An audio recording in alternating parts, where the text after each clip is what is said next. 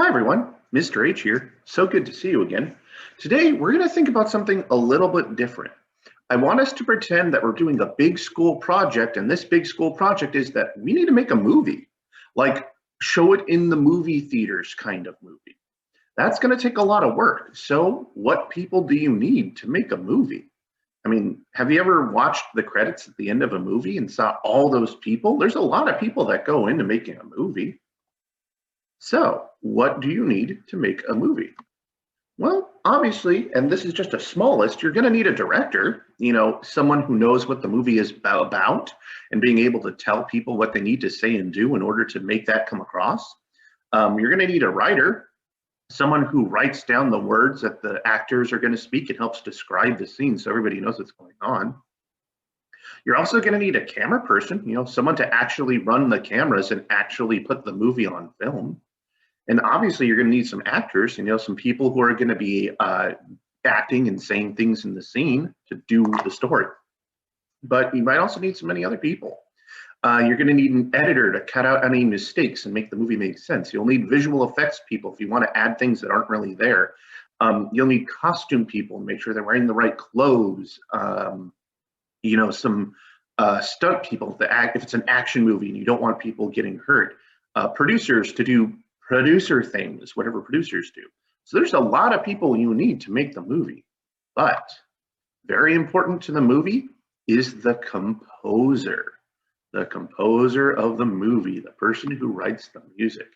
The composer writes the music for the movie. The composer's job is to help tell the story of the movie.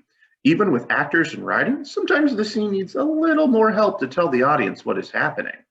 Music is so important to a movie that when movies were first made, you couldn't hear the actors speak. They just couldn't do it. These were called silent movies because they were silent. They didn't have any talking. But even with silent movies, they still need music that was played to help tell the story.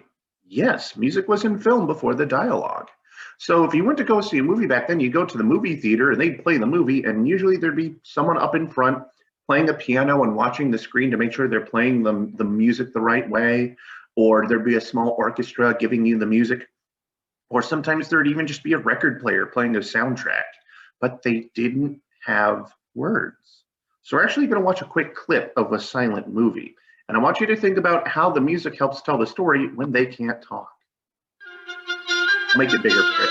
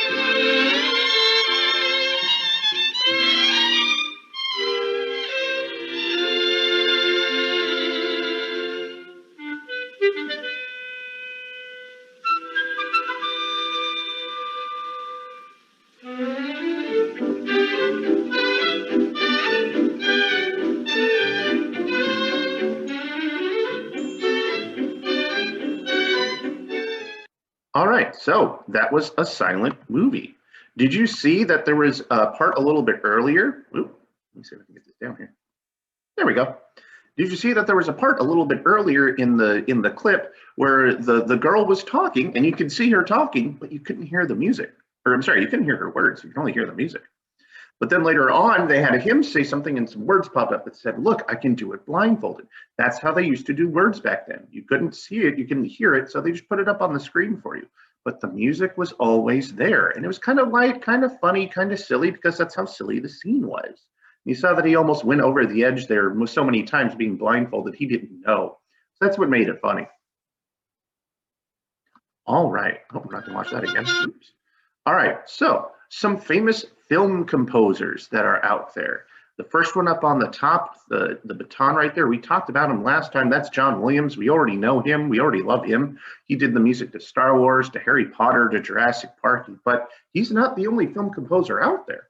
The next one down, this man in the blue jacket, that is Hans Zimmer. He did the music to the Pirates of the Caribbean movies, the Dark Knight Batman movies, and the Lion King, both the animated version and the live action version. He's my favorite film composer. I like him a lot. Now, the next one down with the glasses, that's Danny Elfman. That's him right there.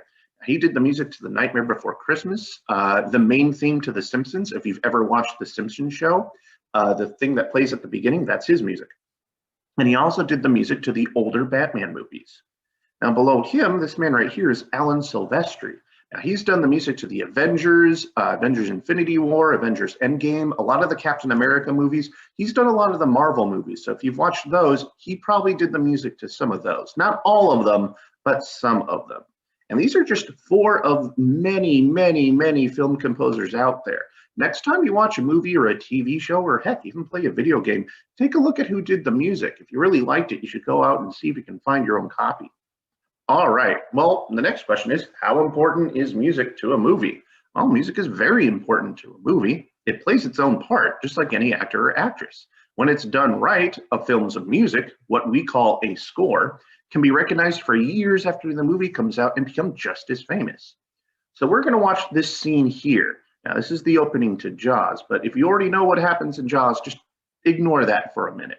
We're going to watch it without music and then with music. So I want you to see how it changes. So first thing we're going to do, well, first I'm going to make this, play it, make the screen bigger, and then I'm going to turn the sound off. I just want you to watch the scene and think about how it makes you feel. Full screen, sound off.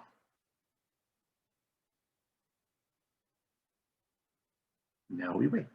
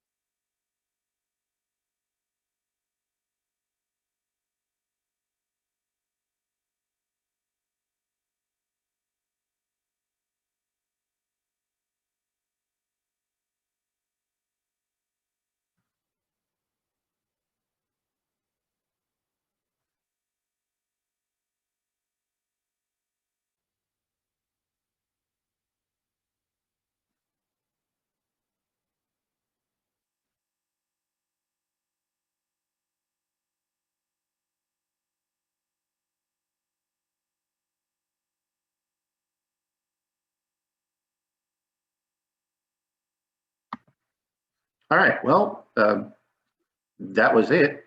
That was the scene. Well, there were some people's names in it, and we saw the camera going through water. I don't know about you, but that doesn't make for a very interesting opening.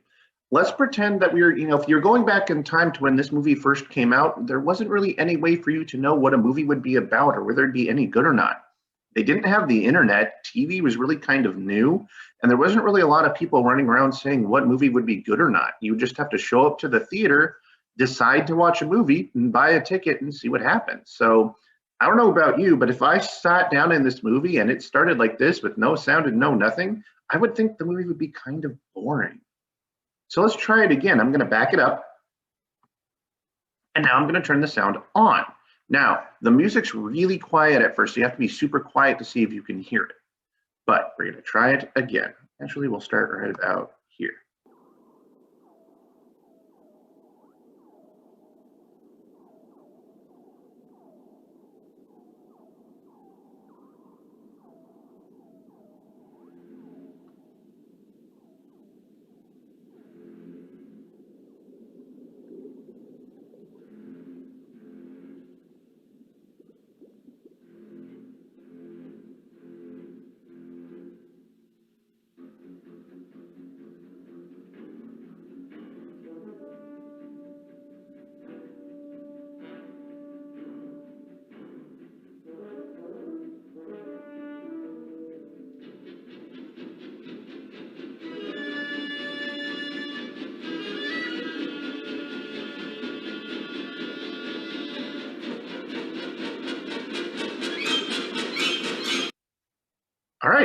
same scene again, but I think you'll agree it's a lot different with the music. In fact, I think it's a lot scarier. The first time around, we just had the camera in the water going through some plants, and it's like, all right, we're in the water with some plants. But with the music, now it's very much like, I don't know what's in the water, but it's scary and it's coming to get me.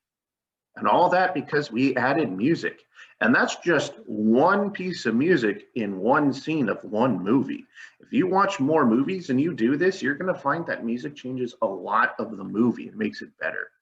Well, that's all the time we have for today. But next time we get together, we're going to continue talking about this and think like composers ourselves. But until then, excuse me. But until then, have a good day and I'll see you next time.